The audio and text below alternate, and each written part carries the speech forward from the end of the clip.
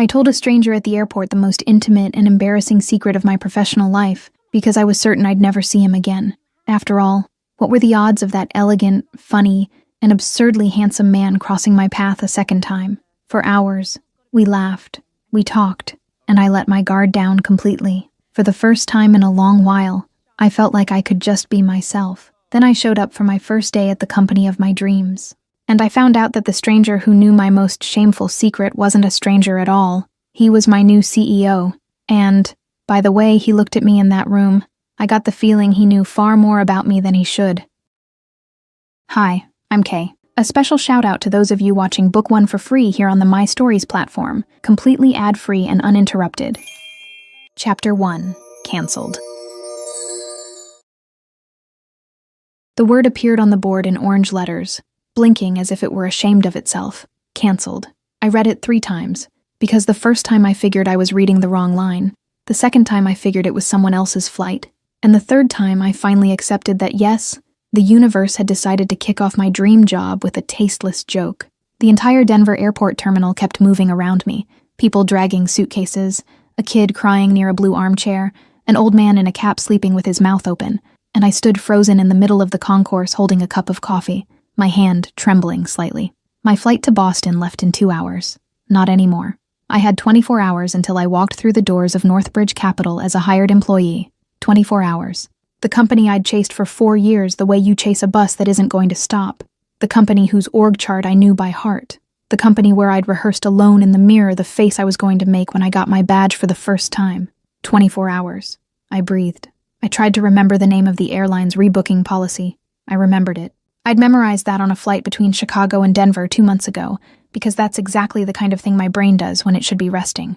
I walked to the nearest cafe. The line had 7 people. 7 people was exactly the number I couldn't face without crying, so I turned right, toward the snack machine near gate B12, because the hunger arrived right along with the panic. And when those two show up together, the only solution is to chew on something crunchy. I shoved in 2 coins. The coil turned. It stopped halfway. The bag hung there by its edge, swinging. "No," I said out loud. "No, no, no, you are not going to do this to me today." The machine didn't respond. I tapped lightly on the glass. I tapped less lightly.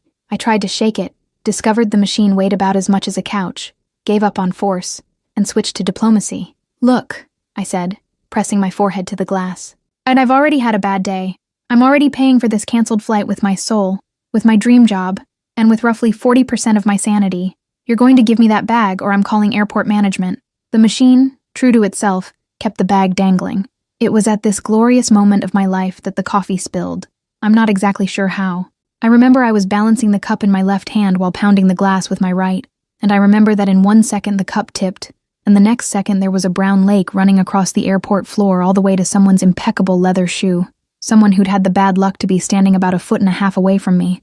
I looked up slowly, with that particular courage of someone who'd rather face disaster than put it off. He was tall. Tall in a way that didn't draw attention but rearranged the space around it. A charcoal gray suit cut by someone who knew what they were doing. Dark hair, short, with one rebellious strand he hadn't bothered to tame. Early 30s.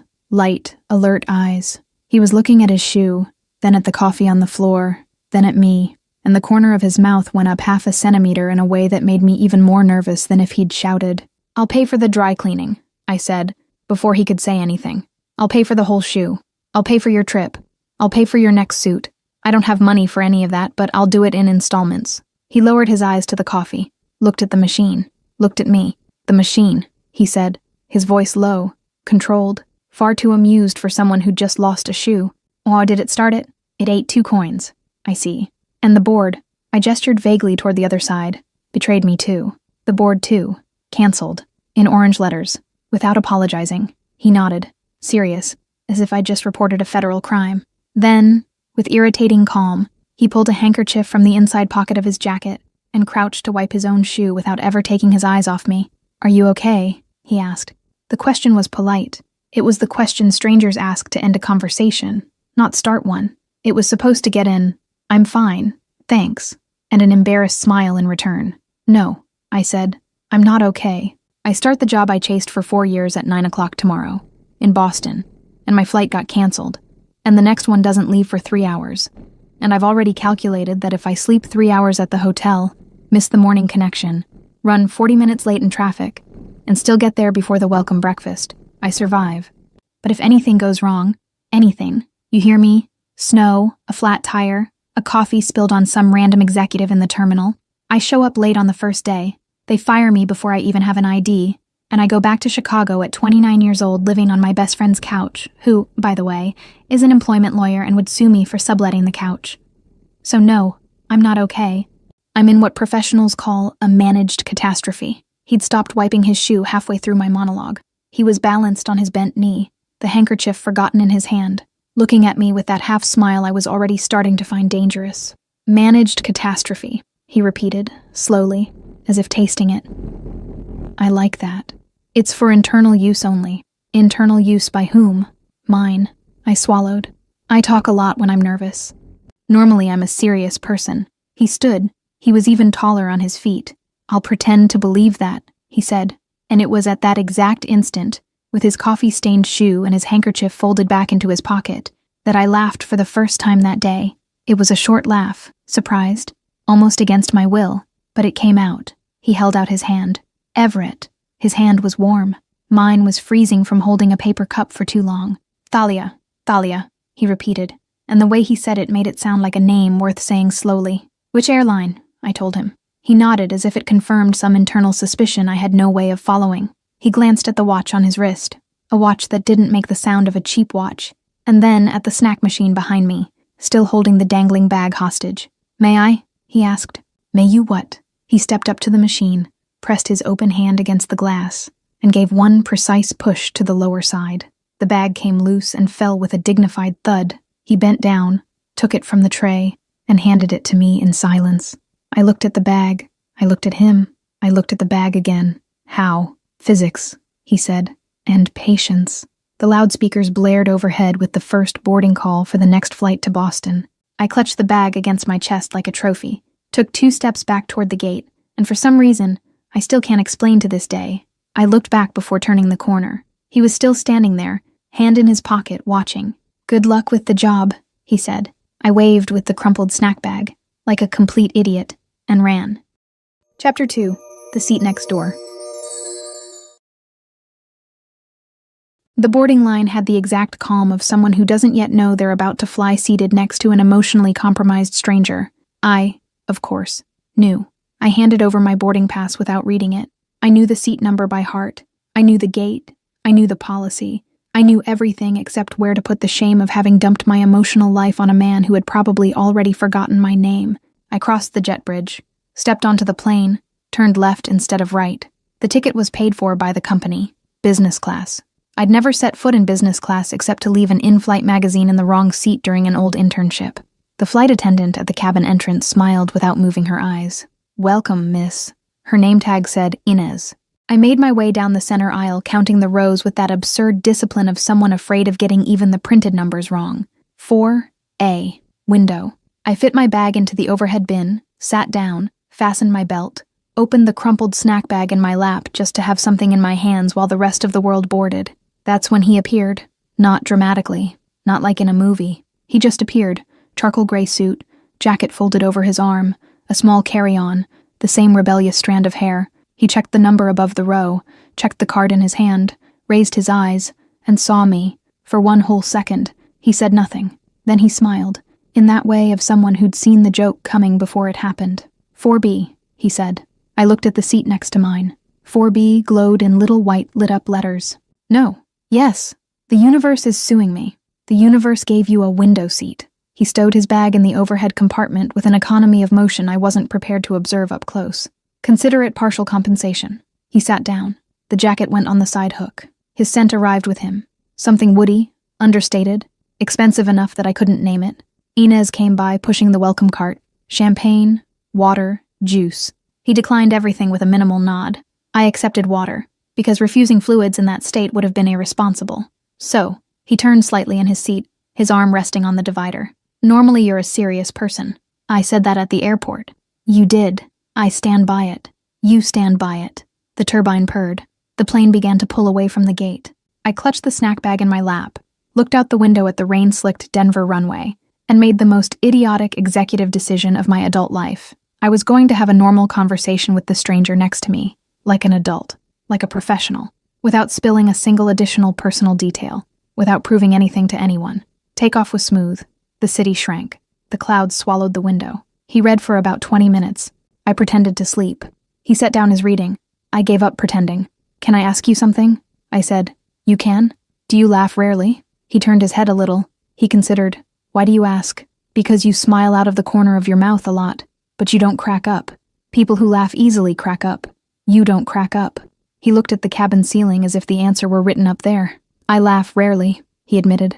"I was taken seriously too early. I think I forgot how." "What kind of early?" "Too early." He turned his eyes to me again. I inherited some things I didn't ask for. I didn't ask what.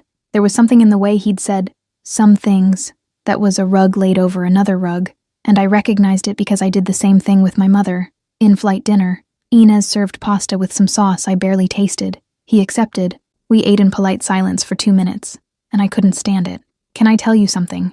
I said, with my mouth half full, and I hated myself immediately. "I promise it's not about the job anymore. Please. It's just so you understand something I said earlier." "What?" "That I'm a serious person." I set down my fork. "I am. I swear. I used to be a terribly serious intern. I gave presentations to an entire board while still interning, at an office in Chicago, before I even had my degree. I believe you. You don't believe me yet, but you will." He rested his elbow on the armrest, propped his hand against his chin, and looked at me with the patience of someone willing to give up the rest of the night. "There's a presentation," I began. "There's a room. There are 13 people, all in suits, all older than me, all with more career than me, all with more money in the bank than me. I'm standing at the back of the room holding a clicker. I'm presenting the quarterly results of a portfolio I helped audit. I know the content, I know every number, I've already memorized the questions they might ask. Promising. And I'm wearing a skirt I bought at one of those sales where the piece seems to fit because you want it to fit." I inhaled. "And the underwear I grabbed that morning, from my drawer, was old underwear, with the elastic blown out on one side, the kind you swear you're going to throw away and never do, because the comfort outweighs the common sense." His shoulders rose a millimeter. He was already sensing it. "I start the presentation. Everything's perfect. Slide 1, slide 2, slide 3. I take 2 steps to the left to point at the graph, and I feel it. You feel it? I feel it." I closed my eyes. The underwear slid down. He let air out through his nose. One single time, controlled. "It didn't slide a little," I went on. "It slid all the way down to my calf. And there I am, with the clicker in my hand, talking about risk-adjusted returns. And there's a pair of old underwear bunched around my ankle, inside my tights, held up only by the tights. Thalia. I couldn't stop. I couldn't bend down to fix it. I couldn't abandon slide 5 in the middle of a sentence. So I did the only thing a rational human being would do, which is, I kicked. He covered his mouth with his hand. I kicked the underwear out of the tights with a discreet motion, and it flew.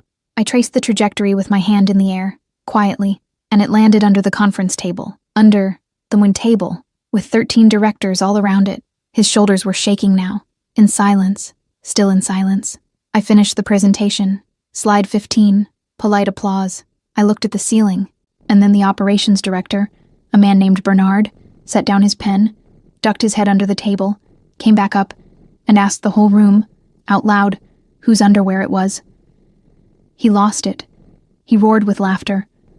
Real laughter, head thrown back, with sound, with that loss of composure that belongs to people who don't lose their composure. Inez, 3 rows ahead, turned her head. An old man across the aisle lowered his magazine.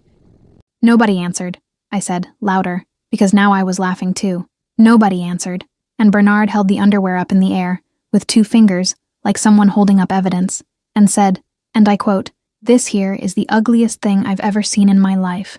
Who was it?" He was crying from laughing. He wiped the corner of his eye with the back of his finger. "And you?" I looked at him with the same face I'd presented slide 5 with, and I answered, "Sir, I'm trying to close out the quarter." He laughed harder. Inez came back pushing the cart, professionally pretended she wasn't looking at us. Across the aisle, a man lowered his magazine and let out a coughing sound that was clearly a disguised laugh. When he finally managed to breathe, he turned his face and looked at me differently, as if he were seeing me for the first time, as if the story had been an exam, and I'd passed something I hadn't known I was being graded on. "You're the first person in a long time," he said, in a low voice. Who's made me laugh like that? You're the first person in a long time, I answered, without thinking. Who's laughed with me at that story instead of laughing at me? He held my gaze for 1 second longer than he should have. Then, carefully, he looked forward again, picked up his glass, took a sip, and changed the subject. We talked about failures, about ambition, about the difference between who we are in a 10 a.m. meeting and who we are in an empty room at 2 in the morning. He said something I couldn't forget afterward, that he was afraid he'd become just a title. I said something I shouldn't have said, that I was afraid I'd never be taken seriously if people found out how genuinely funny I was. He looked at me sideways. I take you seriously. You don't know me. I laugh with you. You just defined the difference yourself. The cabin dimmed the main lights. Inez announced we were beginning our descent into Boston. We landed. The jet bridge connected. People stood up in a line. He took his jacket off the hook, put it on, straightened his collar. I held my bag tight against my chest. Good luck again, he said, standing in the aisle, letting the passengers go ahead of me. Thank you, I swallowed, for laughing. Thank you for telling me. And that was it. He crossed the jet bridge first, disappeared into the crowd of the Boston terminal, and I stood there for a second, gripping the strap of my carry-on, feeling the strange thing of someone who'd just said goodbye to a stranger who had become, over 6 hours of flying, the person closest to me in the world. I didn't learn his last name. He didn't learn mine. It was better that way. It was cleaner. It was the story I was going to tell Quincy on the phone as soon as I landed enough of the shock, holding an institutional coffee in my hand, and finally breathing in relief. I pulled the strap of my bag, crossed the jet bridge, and moved on. Chapter 3, 30th floor. The North Bridge elevator rose too fast. I felt my stomach clench with each floor marked on the digital panel, and I thought, with an artificial calm, that if the elevator plunged right now, at least I wouldn't have to walk into that room. I clutched the strap of my briefcase against my chest. Lead gray suit, white silk blouse buttoned to the collar, 2-inch heels that didn't wobble, hair pulled into a bun that took me 20 minutes to tame in the hotel room bathroom. I'd stayed up until 3 in the morning studying the company org chart and rehearsing how to shake hands without sweating. The panel lit up the 30th floor. The doors opened onto a corridor of pale marble, cream-colored walls, frosted glass panels with the Northbridge logo etched in an understated gray, the smell of institutional coffee, of new paper, of freshly vacuumed carpet. A middle-aged woman, an impeccable navy blue suit, smiled with the efficiency of someone who'd already welcomed hundreds of new hires. You must be Talia Castellanos. I am Marisol Trent, Director of Human Resources. Follow me, please. I followed. Down the corridor, through the double doors of sand-blasted glass, to a rectangular conference room with a long, dark wood table, 12 leather chairs, a floor-to-ceiling window wall showing Boston cloaked in mist. 5 people were already inside, all standing near the coffee tray. Other new hires, I recognized them by the way they gripped briefcases identical to mine. Marisol introduced me to a research analyst from Chicago, to a risk specialist from New York, to a young man who looked like he'd graduated college yesterday. I smiled, shook hands, repeated my name 3 times. Nothing I said went past a single sentence. I was in impeccable professional mode. I was buttoned up on the inside, too. The door opened again, and a man in understated glasses came in, nodded to Marisol, and said quietly, "He's on his way." Marisol checked her watch. "Please, everyone take a seat.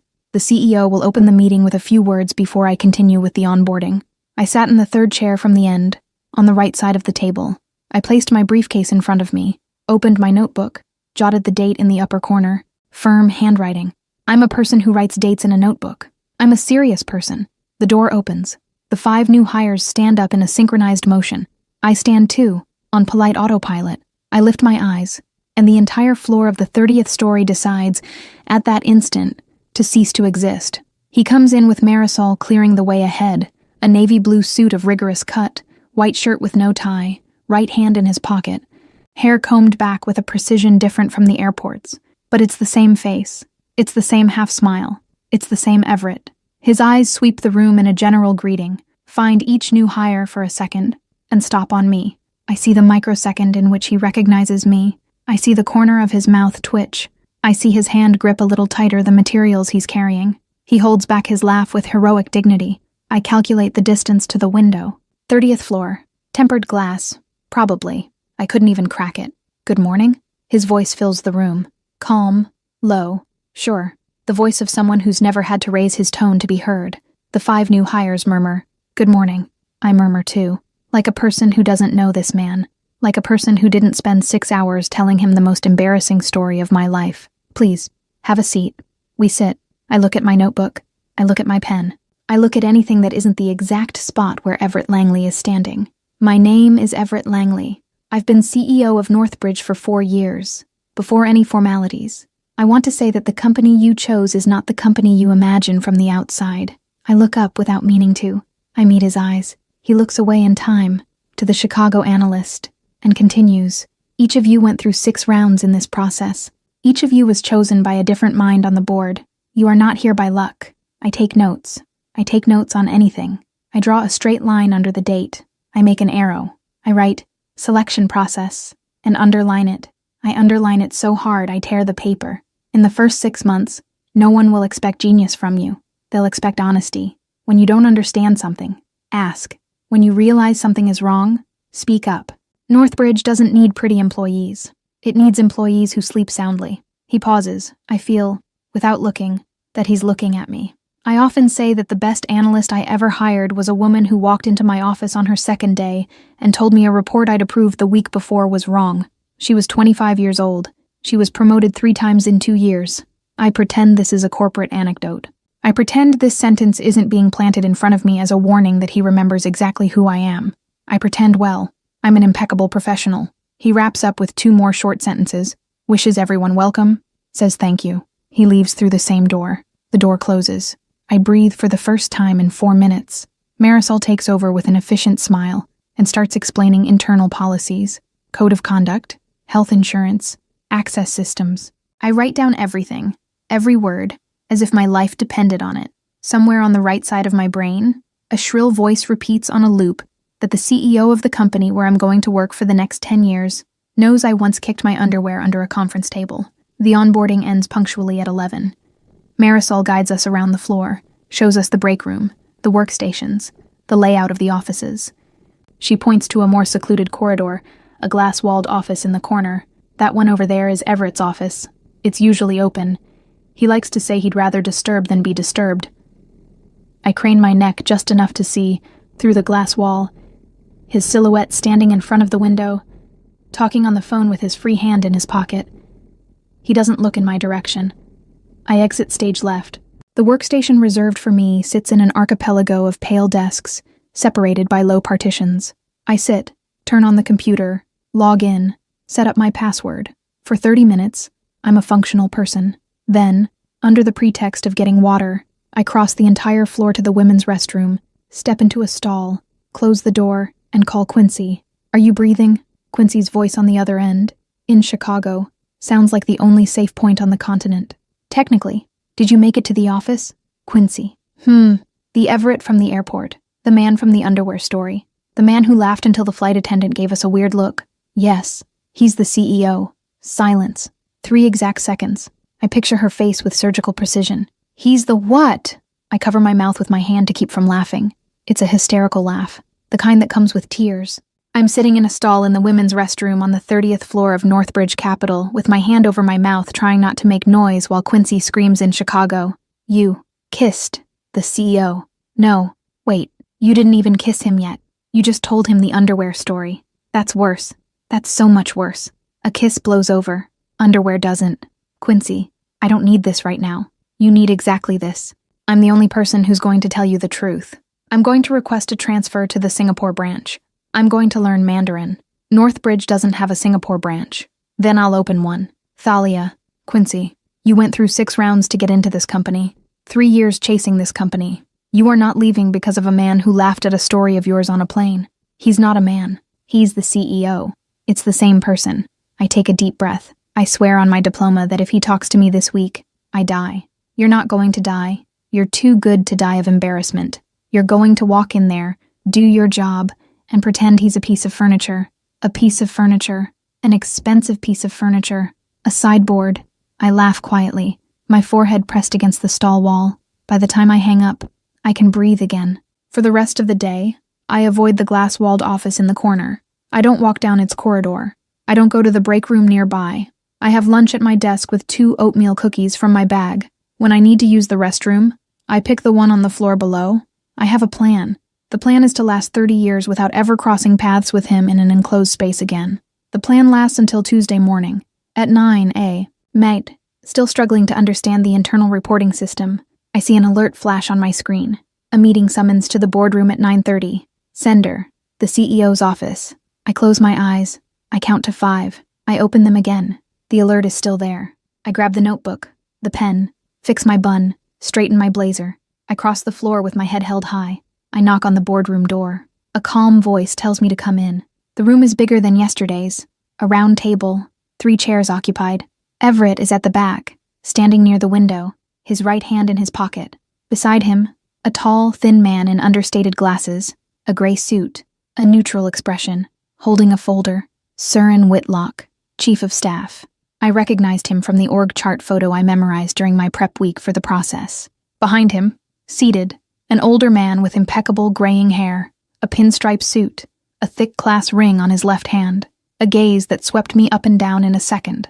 Harlan Vexley, director of one of the old portfolios, 15 years with the company. Good morning, I say. Good morning, Thalia. It's Everett. He moves away from the window, gestures to a chair. Please, have a seat. I sit, spine straight, notebook on my lap. And we're opening an internal audit on one of the long-standing portfolios. Søren will give you the technical details afterward, but I want to put you out front on the work. Harlan raises an eyebrow without saying anything. Out of the corner of my eye, I see his hand grip the folder a little tighter. Why? I ask. It came out before I could filter it. I add, more slowly, there are senior analysts who are better prepared. There are... Everett rests his fingers on the edge of the table, without sitting down. I prefer someone who hasn't yet learned to look the other way. Harlan coughs. Short, professional, but I hear it. The young lady just got here, he says, his voice far too polished. Perhaps it would be wise to get to know the house before rummaging through the basement. The house requested an audit. Everett doesn't raise his voice. The one doing the rummaging is Miss Castellanos. The room falls silent for 1 second longer than it should. Søren leans over the table, opens the folder, slides a white envelope toward me. Access to the portfolio files is granted starting tomorrow. Room 3007, at the end of the East Corridor. You'll be working with an audit intern, Petra Donnelly. Report directly to me. Copy Everett. Understood, I say. Harlan stands with controlled elegance, adjusts the sleeve of his jacket, gives a minimal bow toward Everett. Gentlemen, miss. He leaves without fully closing the door. Søren closes it for him with a sharp gesture, looks at Everett, says nothing, leaves right after. I stand, clutch the envelope against my chest, head for the door. I'm 3 steps from leaving with my dignity still reasonably stitched in place when Everett speaks. Quietly. Thalia. I stop. I don't turn around. Do you want me to pretend I don't know you in here? The silence carries the weight of everything that happened at that airport.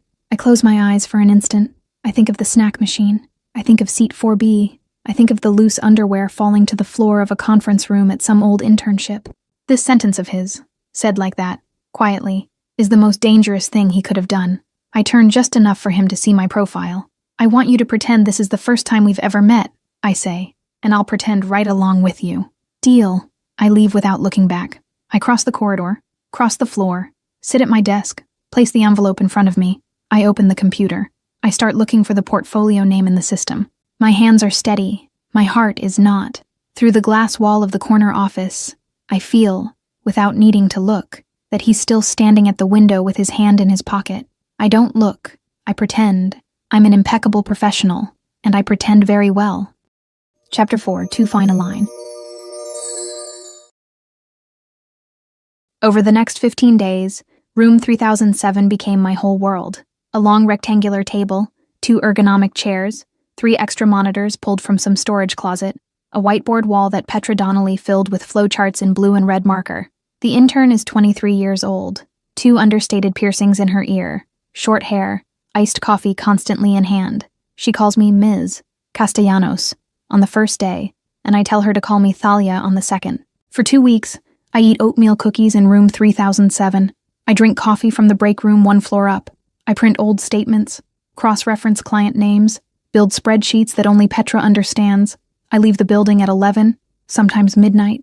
On 3 different nights, I miss the last subway connection. And on all of them, Everett is on the floor. He doesn't come to room 3007. He doesn't need to. His office has the glass wall facing exactly toward the east corridor, and I, who pretend not to know this, cross the east corridor about 20 times a night. On a Thursday, coming back from the break room with an iced coffee, I see him standing, hand in his pocket, phone to his ear, and he sees me. He gives a minimal nod of his head. I return it with an even more minimal nod. Petra, beside me, comments without looking, "Did you know the CEO works more than we do?" I didn't know. Well, he does. His light turns on before mine, turns off after. I don't comment. On the Friday of the second week, the boardroom requests a status meeting at 9 a.m. I present the audit's progress in 4 clean slides. Harlan Vexley is in the room, sitting with his arms crossed, with the expression of someone enduring a joke that's gone on too long. Everett listens without interrupting, asks 2 questions, says thank you. Harlan asks no questions. When I leave, in the corridor, he catches up to me in 3 steps. "Miss Castellanos." I stop. "Good morning, Mr. Vexley." A piece of advice from someone who's been with the house for 15 years. He smiles without it ever reaching his eyes. Old portfolios have old habits. Splitting hairs over confidential clients doesn't get anyone promoted. It holds them back. "I'll take it into consideration." "Please do." He leaves. I stay put for 2 seconds. I make a mental note of the tone of the sentence. I make a note of the phrase, "splitting hairs." I make a note that he stopped me in the corridor instead of speaking up in the room. I head to room 3007 and tell Petra, word for word. Petra listens, chews on a pen, and says, without lifting her head from the monitor, "He's afraid of you. He's disgusted by me." It's the same thing, in men that age. Friday night, 11 o'clock, the whole floor empty. The automatic lights shut off at the end of the east corridor, staying on only in room 3007 and the glass-walled office in the corner. Petra left an hour ago. I close the open spreadsheet. I rub my eyes. I take out the bun, let my hair fall. I decide I'm going home. I grab my coat. I cross the east corridor. I pass in front of his office. He's standing, the sleeve of his jacket pulled over his wrist. Closing his briefcase, he looks up. "You're still here. So are you. The difference is, I sleep here." I laugh. By accident. The short, low laugh escapes before I authorize it. "I could buy you a coffee," he says. "The break room is closed. The one in the east meeting room stays on with the sensor. 5 minutes. I look at him. I look at the empty corridor. I look at the door of the east meeting room, 10 meters away. 5 minutes. 5 minutes. The east meeting room is small. A round table. An automatic coffee machine in the corner. He sets off 2 espressos. He leans against the window ledge, sleeve still rolled up, tie loosened a centimeter. Boston blinks behind him in gold and white. "You're doing good work," he says. "I know." He laughs. "At least one of us is sure." "Both," I correct him. "We're both sure." He looks at me without blinking. I take the coffee from the machine, hand him one, keep the other. I don't step back far enough. "Thalia, don't say my name like that." "Like what?" "Like I'm a person." He holds back his laugh. I've held back plenty of mine all day. I look at his mouth for 1 second longer than I should. He notices. I know he notices because his chest stops rising and falling for the length of a whole sentence. And it happens. I couldn't say who moved first. Maybe it was his hand touching my wrist to take the cup from me. Maybe it was me, leaning my shoulder against the chest of his jacket. The kiss is short, firm, warm. It tastes of coffee, and of something I hadn't intended to discover today. It lasts as long as it lasts, and ends before I can decide whether I want it to continue. We pull apart 2 centimeters, both of us breathing as if we'd climbed a flight of stairs. "This can't happen," he says. I was going to say that. I know. I say it first. "All right." I set the cup on the table. My hands steady, my heart not. "This can't happen." "Agreed. Good night." "Good night, Thalia." I leave the east meeting room, cross the corridor, take the elevator, descend 30 floors, cross the lobby. In the cab, I look out the window and curse myself out in 3 languages. When I get home, I call Quincy. I don't say good evening. I don't give context. I kiss the CEO. I knew it. "What do you mean?" "You knew it." I always know. I sleep 3 hours that night. Monday begins with my decision that the kiss was an accident of lighting, too much caffeine, and a 50-hour weekend. I get to the office with a bun done by the hand of someone who's learned to hate herself. I greet Petra. I sit. I work. At lunch, I go down to the building's food court. I run into Everett coming out of the management elevator. We do a pathetic choreography. He veers left. I veer left. He goes right. I go right. Finally, he smiles minimally, gives a tiny nod of his head, and heads for the lobby. An analyst from the floor below passes by me, looks at him, looks at me, and says quietly, "Are you new?" I am. Be careful. And she leaves. I go back to room 3007 with a new certainty lodged in my chest. At least one person in this building noticed. And that person is no friend. On Tuesday afternoon, he stops behind me to look at a graph on my screen. His hand lands on the back of my chair, not on my shoulder, on the back. And even so, I feel the weight of his palm as if it were on my bone. He stays there 3 breaths longer than he needs to, points at a number with his finger on the screen. And when he steps away, the woody scent lingers. Petra raises an eyebrow without taking her eyes off her spreadsheet. I pretend I didn't see. She pretends she didn't see me pretend. On the Wednesday of the 3rd week, I'm cross-referencing a spreadsheet of historical transfers from a pension fund portfolio from 15 years ago. It's an apparently clean portfolio. Everything matches. The transfers match the clients match the contracts match the fees, and yet something doesn't add up. I sit up straighter. Petra looks up from her coffee. What is it? The clients match. Okay, but the clients don't exist. Petra sets her cup on the table. I turn the monitor. Look here. 4 LLCs opened at the same office, on the same day, with addresses in 3 different cities. Same managing partner. Who? I scroll the spreadsheet to the end. The name is written in tiny letters. I read it once. I read it again. I read it out loud, quietly, because I need to hear it. May Harlan Vexley. Petra lets out a short whistle. Are you seeing what I'm seeing? I'm seeing a 15-year career going out a 30th floor window. Mine. His. I spend the whole night redoing the cross-reference. Petra stays with me until 4 in the morning. When the sun begins to come up over the Atlantic, I have 12 pages of spreadsheets, 8 transfer receipts, and a 15-month timeline in which a senior director of Northbridge funneled inflated administrative fees from an entire portfolio into shell companies, of which he is, without any disguise, the managing partner. At 8 a.m. on Thursday, I knock on his office door. Come in. I go in. I close the door. I place the yellow envelope on his desk. I don't sit. I found it. He looks at the envelope, looks at me, picks up the envelope, opens it, takes out the first page, reads in silence for 2 full minutes, turns the page, reads the second, the third. When he looks up, his calm has a different weight. You're sure? I redid the cross-reference 3 times. Petra redid it with me. I can do it once more if you want, but the result will be the same. I don't want that. He sets the envelope beside the keyboard. Who else knows? Me and Petra. Anyone else outside? I hesitate. My best friend. I mentioned it, without a name. That's fine. He leans in, clasps his hands on the desk. You know what this is going to turn into. A committee meeting. Friday of next week. You know what Harlan is going to do. He's going to try to sink me before I can open my mouth. He is. I know. He looks at me in a way I recognize from the airport, and pretend not to recognize in here. I can present it for you. I shake my head before I even think. No. Thalia. No. I put both hands on the back of the chair in front of me. If I let you present it, he'll say for the rest of my career that I found something small, and the CEO packaged it up nicely for me. If I present it, he loses his office. You might tremble. I'm going to tremble. I know, and I'll present it anyway. He looks at me for a long second. Then he nods once, with his head, set for Friday at 10. The whole committee. Surin will help you prepare. Thank you. Thalia. We're going to have to keep pretending this is the first time we've ever met. I know. I'm not going to defend you in there. I understand. It takes me the length of one breath, but I understand. No, you're going to let me do it. I am. I take the yellow envelope back. I leave the office. I cross the east corridor. I sit in room 3007. Petra looks at me, reads on my face that it's settled, and says, bluntly, we've got 8 days. We've got 8 days. I'll get more coffee. I laugh. A short laugh. The kind that comes with the weight of a week that hasn't started yet, and that I already know is going to cost me everything I've pretended. For 3 weeks now, I wasn't willing to lose. Chapter 5. The Microphone. Friday morning arrived exactly as I knew it would. Too fast.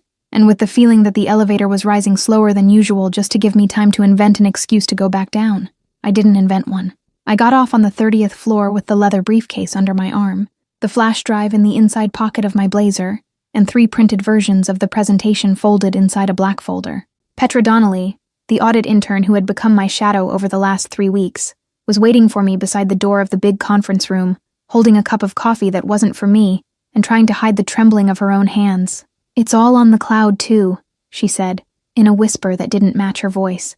In case the flash drive fails, in case the ceiling caves in case I die of fear. "You're not going to die," I answered, and tried to smile. It came out a little crooked. "I am. It'll be quick." She swallowed her laugh. I swallowed the urge to cry. I pushed open the door. The big conference room on the 30th floor had the longest oval table I'd ever seen in my life, wedged between two glass walls that looked straight out over Boston. Outside, the sky was that gray that can't decide whether it's going to rain or snow, the kind of gray that weighs on you, that lingers. Inside, every chair was already taken. 8 directors, 3 board members. No one had warned would be coming. Marisol Trent from HR in a side chair with a pad on her lap, and Søren Whitlock leaning against the back wall with his arms crossed, with the expression of someone who'd already seen the whole movie and was there just to check the ending. Harlan Vexley sat at the opposite end of the table. Gray suit, gray tie, gray smile. To his right, 2 aides I didn't know, both with that rigidity of people who'd been instructed not to speak. To his left, an empty chair that I knew, without having been told, was for me. Everett occupied the center of the longer side, arms crossed on top of the table, pen between his fingers. He didn't look up when I came in. I thanked him in silence. "Miss Castellanos," said Marisol, without inflection. "Whenever you're ready." I sat. I plugged in the flash drive. I breathed through my nose, exactly as Quincy had instructed by text at 6 in the morning. "Through your nose, you lunatic. Through your nose, and slowly. No babbling." The first slide appeared on the wall behind me. Northbridge logo, internal audit number, date, professional, clean. No one's name yet. "Good morning," I began. My voice came out lower than I wanted, and I hated that for exactly 2 seconds before moving on. The internal audit of the portfolio assigned to me identified a pattern of transactions that doesn't reconcile with the official documentation. 4 service provider companies received inflated administrative fee payments over the last 15 months. All 4 share the same fiscal address in New Hampshire, the same accountant, and, excuse me, Harlan Vexley didn't raise his voice. He never raised his voice in his life. It was worse than if he'd shouted. "Before the young lady continues," he said, stretching the word lady, the way you stretch an elastic to see how far it holds. "I think it's important the committee know that we are dealing with a recently hired analyst, with the company for less than 2 months, with no track record in old portfolios, no familiarity with legacy clients, and who has apparently decided that the fastest path to a promotion is to find ghosts where none exist." He smiled at the table. 2 directors returned a half smile by reflex. The others didn't. "Mr. Vexley," I began. "I'm not finished," he said, still calm. "There's also the matter, which no one in the room will want to address, but which I think the board deserves to consider, of the reasons why Miss Castellanos was assigned to this particular audit, rather than any other, more senior analyst. I won't say more than that. I just want it on the record." He clasped his hands on the table. The room froze. I felt the blood rise to the roots of my hair. It was a 2-layered sentence, and anyone with an ear caught the second one. "You all know why she's here. I know why she's here. Don't make me say it out loud." Marisol opened her mouth. Out of the corner of my eye, I saw Søren, leaning against the side wall, uncross his arms 0.5 millimeter. Everett, at the center of the table, kept looking at the pen between his fingers for exactly 3 seconds longer than normal. Then he pushed the table microphone in my direction, slowly, without saying a word. It wasn't a broad gesture. It was almost disinterested, but the whole room watched the path of the microphone sliding across the pale wood of the table until it stopped 15 centimeters from my hand. It was the gesture of someone handing over a weapon, not the gesture of someone firing for anybody. I looked at the microphone. I looked at Everett. He kept looking at the pen. "You do it. I'm not going to save you from out here." I breathed through my nose. I dropped the printed presentation on top of the briefcase, closed the black folder, turned my body in the chair, and stopped trying to look perfect. "Mr. Vexley," I said, and the voice came out whole now, clear and deep enough to reach the corners of the room. "The board doesn't need to consider any side motive, because what I'm about to present doesn't depend on who I am. It depends on the numbers. The numbers speak for themselves. I just need 14 minutes. I pressed the arrow on the remote. The next slide appeared. 4 companies, 4 identical addresses, a single accountant, 14 months of cross-referenced statements, administrative fee transfers leaving the portfolio and emptying, in 3 steps, into a holding company in Delaware. Sole managing partner of the holding company, registered name, scanned in high resolution, projected on the wall, Harlan Vexley. The room didn't breathe. I went on. I didn't speed up. I didn't apologize. I showed the fee comparison table between the 4 shell providers and the market average for equivalent services, 42% higher. I showed the dates the payments were approved, all on a Friday afternoon, all by a single authorized signer. I showed the spreadsheet of corporate travel reimbursed by the same companies. I showed the internal email in which one of the shell accountants wrote, "As agreed with HV," and I cut off the rest because the rest wasn't necessary. When I reached the last slide, 17 minutes later, I had already forgotten there was a microphone in front of me. I'd forgotten Harlan, the aides, the directors who'd returned the half smile. There was only the problem on the wall, and the path I'd traced to solve it. "The portfolio belongs to the clients," I said, and lowered the remote. "Not to whoever signs on behalf of the clients. Every dollar that left it in these operations needs to come back, and whoever signed needs to be out of the portfolio today, before the market closes, because a fraud this size doesn't stay secret inside the house for long, and Northbridge has one chance. One, to be the one who reports, not the one who gets reported." I set the remote on top of the briefcase. I straightened my spine. The rookie here wasn't seeing ghosts, Mr. Vexley. She was seeing you. The silence that opened up wasn't one of embarrassment. It was one of calculation. 8 directors all looking at Harlan at the same time. 3 board members all looking at Everett at the same time. Marisol looking at her pad with her pen frozen in the air. And Surin with his arms crossed again, and his mouth twisted like someone holding back an ironic comment for a more appropriate moment. Harlan opened his mouth. No sound came out. One of the board members, a graying man, dark suit, voice dry as old paper, turned to Everett. "Mr. Langley." "I'm listening," Everett answered, without moving his shoulders. "Do you confirm the contents of the report?" "The audit is documented and has been internally verified since Wednesday," Everett said. "The numbers are correct. The decision belongs to the committee. The decision took 4 minutes. Immediate removal from the portfolio, administrative suspension of Harlan Vexley with bonus clawback, opening of an internal investigation, notification to the SEC coordinated by legal." Harlan stood up without looking at anyone. He left through the back door with measured steps, as if speed were the only thing he could still control. The 2 aides followed. The chair at the end of the table sat empty and, for some idiotic reason, it was the image that stayed with me. The empty chair, the microphone in front of me, the gray Boston light coming through the glass and hitting the pale wood of the table. I collected the flash drive. I stood. I tried to leave through the main door without meeting Everett's eyes, and I almost managed it. "Miss Castellanos," he said, without raising his voice. "Stop by my office before lunch." It wasn't a question. I crossed the corridor with Petra trotting behind me, clinging to the black folder as if it were a child, and she just said, "Oh my God, oh my God, oh my God," during the first 12 meters before finally stopping and breathing. His office was at the end of the east corridor, facing the river. From outside, through the frosted glass of the door, you could see the dark stretch of the Charles down below and the vague outline of the Cambridge buildings beyond. I knocked twice. I went in. Everett was standing by the window, his back to me, hands buried in the pockets of his jacket, looking at the river with the calm of someone who'd already wrapped up the meeting in his head before it began. Surin wasn't there. The door closed by itself behind me with that discreet click of expensive locks. "Sit," he said, without turning around. "I'd rather stand." He laughed. Short. He turned around. "You always prefer to stand. It's an escape strategy. Is it working? I'm here, aren't I?" He crossed the room and stopped a step away from me. He didn't touch me. He didn't need to. The distance between us carried the weight of a decision neither of us had put into words yet. "The new Financial Integrity Division is being created on Monday," he said. "Reports directly to the CEO, its own budget, a team to be built. I want you running it." I stayed silent long enough for him to understand that I'd heard. "Not as a favor," he added, anticipating exactly what I was going to ask. "As a consequence, you just did something no one in this company would have had the courage to do. You gave me the microphone." I pushed the microphone. "You spoke." I looked at him, at the impeccable suit, the slightly crooked knot of his tie, the faint mark of sleeplessness under his left eye, the way he kept standing there with his hands in his pockets so he wouldn't touch me in his office, during work hours, with the door unlocked and 3 directors 20 meters away. "When's the announcement?" I asked. "Tuesday afternoon. Internal auditorium." He paused briefly. "Do you accept?" "I accept." He nodded once. He didn't smile. His eyes smiled for him, in that specific way I'd learned to recognize without wanting to learn it. "Thalia, yes.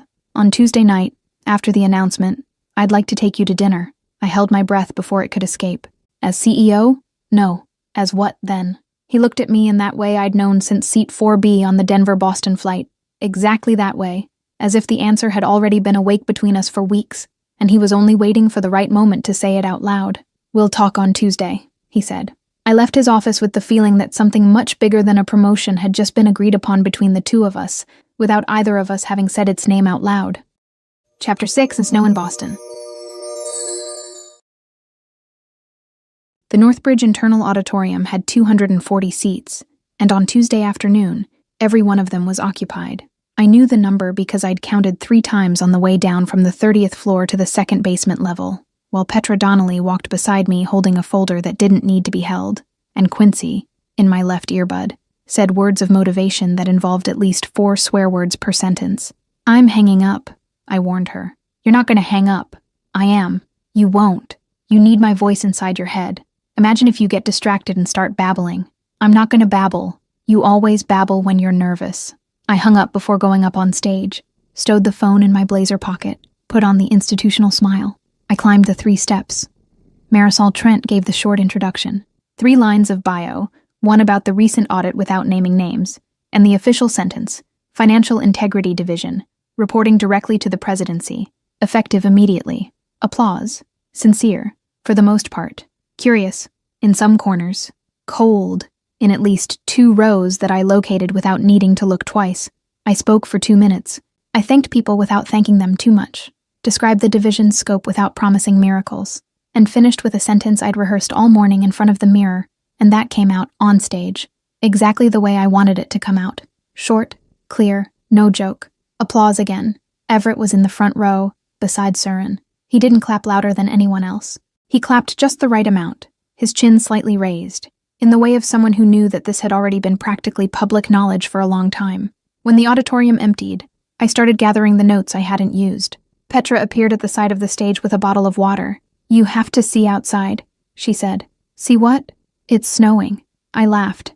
I took the bottle. I crossed the exit corridor. The ground floor lobby of Northbridge opened onto a wide sidewalk, covered by a stone canopy. Outside, it was true. It was snowing. Not the heavy snow of January, but that fine, tidy snow of late November that looks placed on purpose by someone who knows the scene needs to be beautiful. I stopped 2 steps before the glass door to button my coat. When I looked up, I saw Everett on the other side, on the sidewalk, under the canopy, talking with 3 directors who hadn't left yet. Søren, behind them, pretended to fiddle with his phone. I knew that I was supposed to wait 2 minutes, let the 3 directors leave, exit through the side door, and run into Everett in the parking garage, discreet like a good employee of a recently promoted division. It was the protocol of the last 2 months. It was the silent pact. It was what I myself had demanded without ever demanding it out loud. I pushed open the glass door. I crossed the 7 meters to the canopy looking straight ahead. The 3 directors saw me. Søren saw me. Everett, who had his back turned slowly when he noticed the others. Silence, and saw me too. He said nothing. He held out his hand. I looked at his hand. It was a hand extended in the middle of a snow-covered sidewalk, in front of 3 Northbridge directors, the CEO's chief of staff, the sound of the revolving door spinning behind me with someone else coming out, and at least 6 people at the bus stop across the street. I placed mine on top of his. "Good night, gentlemen," Everett said to the 3 directors, without letting go of my hand. "Miss Castellanos and I are going to dinner." One of them opened his mouth, closed it, nodded. The 3 left, stepping through the fine snow. Søren, farther back, let out a sigh that contained a single ironic comment he had the good sense not to say out loud, and headed in the opposite direction. I stood there on the sidewalk, with my hand inside Everett's hand, and realized I'd completely forgotten how to breathe through my nose.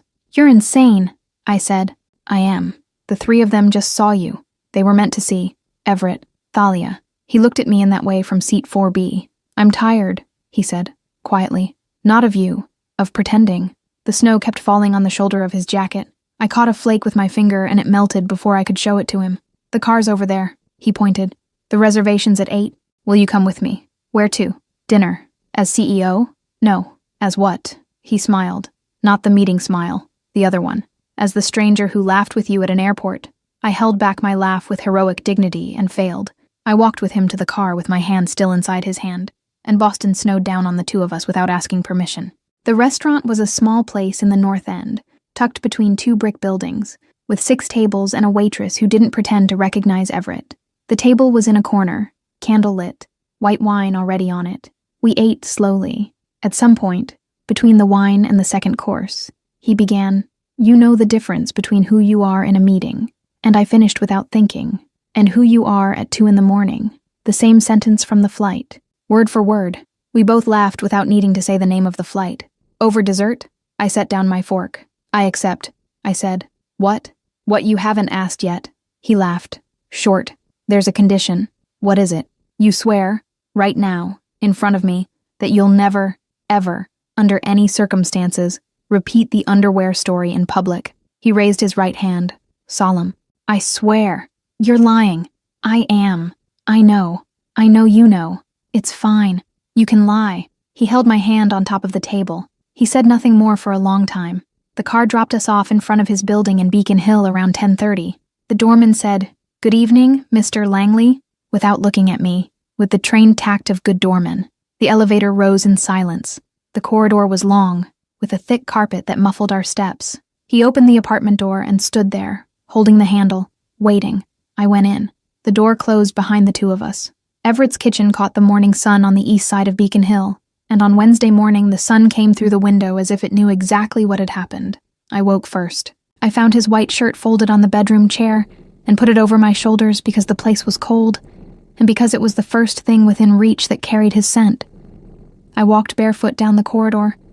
Everett had his back to me, by the coffee machine in pajama pants and bare shoulders, fiddling with the button I still didn't know how to operate. I heard the beans grinding. I looked at the window. Boston had dawned with the blue winter sky and the previous day's snow still intact on the ledges. He turned around with 2 cups in his hands. "Good morning," I said. "Good morning." I sat on the high stool at the counter. He set the cup in front of me. He leaned his hip against the stone beside me, saying nothing. His white shirt came down to the middle of my thigh. The cup was hot. The silence was comfortable. "I think we're going to be all right," he said, after a while. "At what?" "At everything." I smiled into the cup. He turned back to the machine, making the second coffee for himself, and at that instant, watching his shoulders from behind, and the morning hitting the window, I remembered a stray sentence he'd said in seat 4B of the Denver-Boston flight, months ago, about having inherited too much too early. He'd said it fast, quietly, like someone letting slip a detail he doesn't want anyone to catch. I had caught it. I hadn't asked. He hadn't gone back to it since then. Not once. There's something he still hasn't told me. I took another sip of coffee. Not today, but one day, I'll ask. Hey, Kay here. That's it for book 1. But guess what?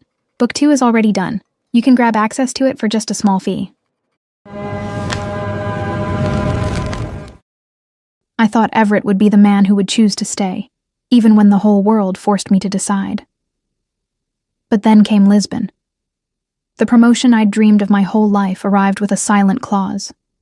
Accepting meant burying what we had, proving that my success was mine alone. I looked into his eyes and asked, my voice breaking, "Would you fight for us if I asked you to?" He hesitated for a second that lasted an eternity. The answer that came was a no disguised as silence. That same night, he signed the resignation without consulting me. He decided for me, the way he always decided everything. I watched him put the keys to our apartment in his coat pocket, without a word, without a glance back. And he left. Everyone was waiting for my answer. So was he. While the plane took off bound for Lisbon, carrying only my suitcase and the weight of everything I had confessed to a stranger in some random seat, I asked myself, how could the man who knew the truest and most broken version of me let me go like that? The worst part was seeing him going out with other women, reverting to his old factory settings. Imagining him touching others gave me chills. Did he ever even love me? Or was he just waiting for the right moment to destroy me? And why? What does he know that I still don't? Like I said, that was just a taste of book 2. To watch it uncensored, just click on the first link here in the pinned comment. I'll see you on the other side in a few seconds. Remember, just click on the first link down here in the comments, and book 2 complete, no ads, no interruptions, will already be available for you. It's very simple. Book 2 is something I'm loving making. You're loving it too, so I promise there will be more. It's where you find increasingly spicy stories, a true dark romance. And precisely because this version is getting more and more heated, the video isn't well accepted publicly on YouTube. This closed environment is where I can actually share my essence and where I feel free to do my best work for you. More news coming soon. I'll be waiting for you on the other side. Unfortunately, many people have been downloading our audio, effectively copying the entire story, and simply reposting it on YouTube. If you want to watch the original story and be the first to catch the upcoming ones, look for Kay's Sweet Love on YouTube for the best billionaire and CEO romance content. Remember, the official channels are Kay's Sweet Love on YouTube and the My Stories platform. I'll be waiting for you there. With love, Kay. Congratulations! Your purchase has been confirmed, and you now have full access to books 1 and 2 of all our stories, completely ad-free and uninterrupted. Everything is available on the My Stories platform, from mafia romance and billionaire romance to our spicier tales. This content is ready for you now, with new episodes added daily. Access is simple. Just log in using the same email address you used for your purchase. A confirmation has also been sent to that same email. The My Stories platform is very simple and intuitive. Each image represents a story. If it has a book too, just click and press play. Everything is already unlocked for you. You can also rate each story, leave a like, and write a comment. Your feedback will be visible to all our other subscribers. This is our romance universe, so please feel free to interact. From this moment on, this is officially your home for romance stories. Just head over to mystoriesromance.com and press play. Welcome to the family.